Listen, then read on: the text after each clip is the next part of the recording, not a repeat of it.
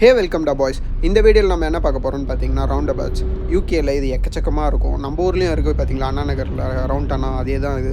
இது round about concept என்னென்னா, ரைட்டில் வர வெஹிக்கிளுக்கு ஃபஸ்ட்டு வழி விடணும், அதுக்கப்புறம் தான் இந்த வெஹிக்கிள் போகணும். இப்போது இது வந்து ஸ்பைடர் ரவுண்ட் அபவுட். ஸோ இதில் வந்து சிக்னல் வச்சு கண்ட்ரோல் பண்ணியிருக்காங்க.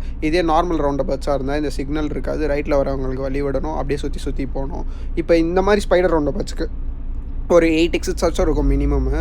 அதில் வந்து இப்போ நீங்கள் ஒரு ஃபஸ்ட் எக்ஸிட்லேருந்து இப்போ 7th எக்ஸிட்டுக்கு வெளியே போகிறீங்க, இல்லை 6th எக்ஸிட் போகிறீங்க அப்படின்னா ஃபுல் ரைட்டில் போகணும். இல்லை ஃபஸ்ட் எக்ஸிட்டே போகிறீங்கன்னா லெஃப்ட்டில் ஃபுல் அண்ட் ஃபுல் லெஃப்ட் எடுத்து போகணும். இப்போ நம்ம 4th எக்ஸிட்டில் வெளியே போகிறோம். ஸோ என்ன பண்ணுறோன்னா, நம்ம எந்த லேனை நம்ம எடுக்க போகிறோமோ அங்கே வந்து கரெக்டாக லெஃப்ட் எடுத்துக்கணும், எந்த எக்ஸிட் போகிறோமோ.